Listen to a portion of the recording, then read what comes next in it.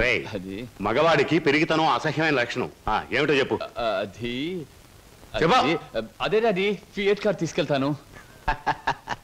అలాగే తీసుకెళ్ళు. అంతేనా? అంతేనా అంటే డాడీ డ్రైవర్ లేకుండా వెళ్తాను.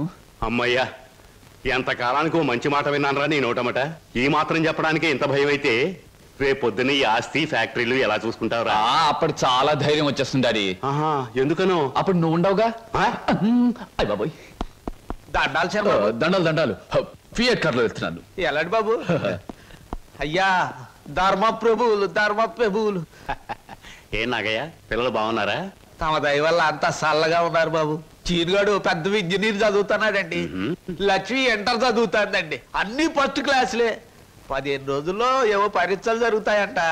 కాత ఫీజు అది. దానికి అంత మొమ్మాట పడతావు ఏమిటయ్యా? ప్రతి నెలా పట్టుకెళ్తున్నావుగా. ఎంత కావాలి? 1747 రూపాయలు 52 పైసలండి. దారి ఖర్చులు తమదయ్యా.